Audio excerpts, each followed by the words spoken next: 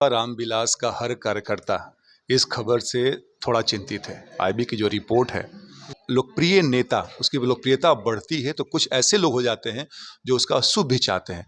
उनसे बचने के लिए, क्योंकि चिराग पासवान जी अभी युवा हैं, अभी प्रदेश का नेतृत्व करने की क्षमता उनमें अगाध है। सरकार ने आईबी की रिपोर्ट का संज्ञान लेते हुए अगर ये सुरक्षा प्रदान की है तो मुझे लगता है ये जरूरी है और ये लाजमी है कि बिहार में जो भी राजनीतिक परिदृश्य है, आज के संदर्भ में अगर मैं बात करूं तो चिराग पासवान उसमें एक अहम कड़ी है।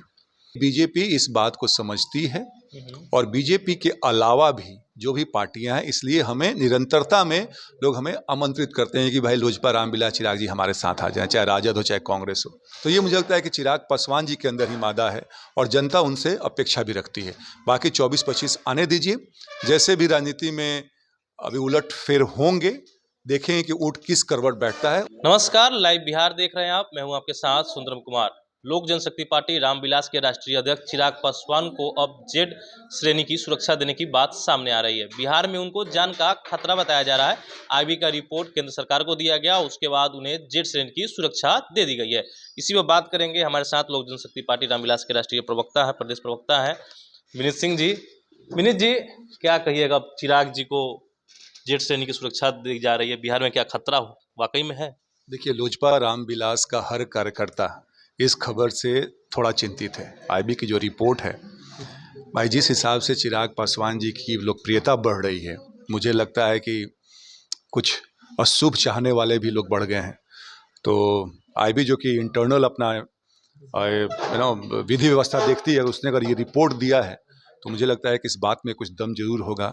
हमारे लिए चिंता का विषय जरूर है, लेकिन भाई अगर आप सामाजिक जीवन में हैं और हमारे राष्ट्रीय अध्यक्ष एक बहुत बहादुर व्यक्ति हैं, एक बहादुर व्यक्तित्व के मालिक हैं, तो मुझे लगता है कि उनको कोई परेशानी नहीं होगी, कोई प्रभाव नहीं पड़ेगा।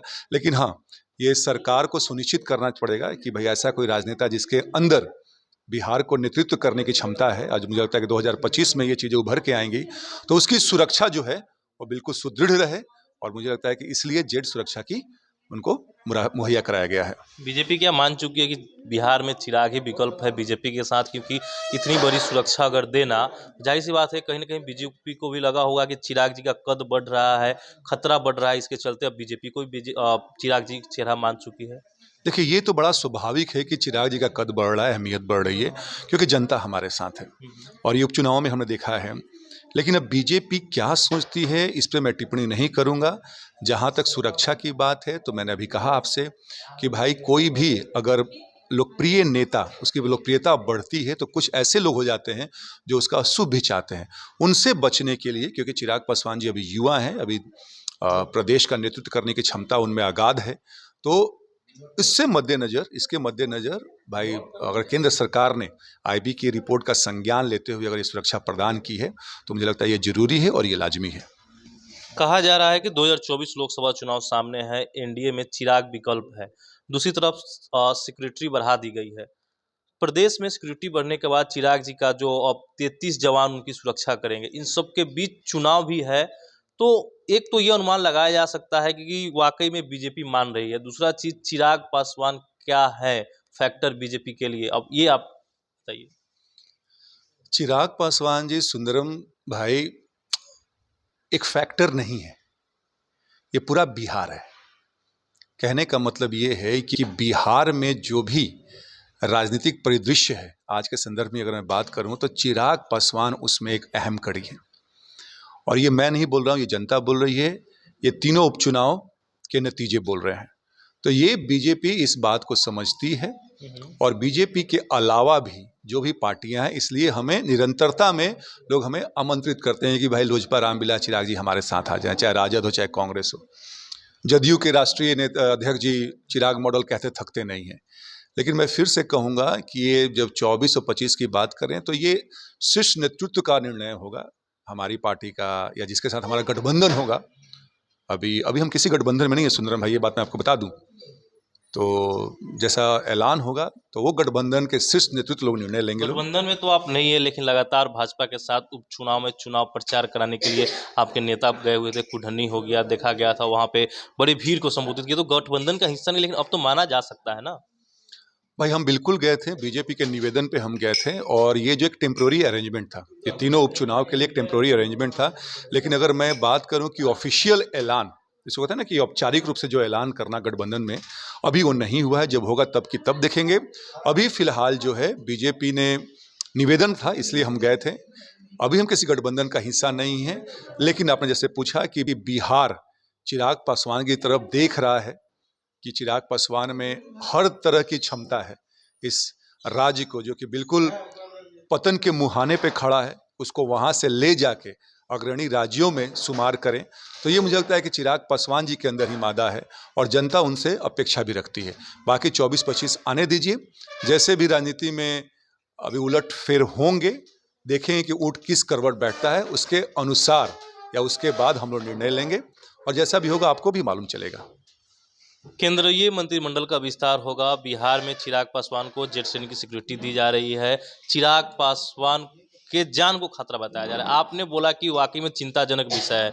2024 लोकसभा चुनाव भी सामने है। तो चिराग पासवान ही एक चेहरा विकल्प बच गए हैं क्या बिहार में भाजपा एनडीए के लिए? क्योंकि ये सब चीजें जो आ रही है सामने, क्या कहा जा सकता है, बताइए। सुंदर भैया बार बार एक ही टॉपिक को 3 तरह से पूछ रहे हैं और मैं दाद दूंगा आपके पत्रकारिता जो डीएनए है उसका। लेकिन मैं फिर से कहूँगा कि चिराग पासवान जी अभी फ़िलहाल जो है चिंता का विषय ये है कि क्या सच में चिराग जी पे कोई खतरा है। हम सब के लिए हम लोग चिंतित हैं। जहाँ तक बात बिहार और बिहार की जनता की रही, तो मैंने फिर कहा और मैं फिर से कहूँगा कि बिहार एक ऐसे युवा की तलाश कर रहा है, क्योंकि यहाँ पे 55 से 60% युवा है 15 से 35 साल की उम्र में। तो वो चाहता है वो युवा कि ऐसे हम एक नेता को ढूंढें जो कि हमारी परेशानियों को समझता हो, जो हमारे साथ चलने के लिए दृढ़ संकल्प हो। 2 साल में हमने ये दिखा दिया।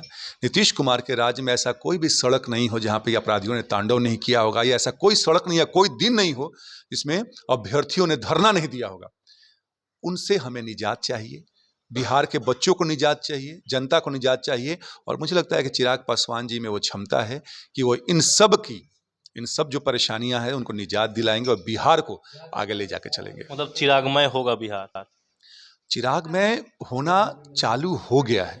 2 साल में जो हमने आशीर्वाद यात्रा किया या अरवल आरा में यात्रा किया, वो बिल्कुल द्योतक है, परिचायक है। अब चिरागमय होना क्या बाकी है? अगर आप सरकार की बात करते हैं तो 24-25 को आने दीजिए।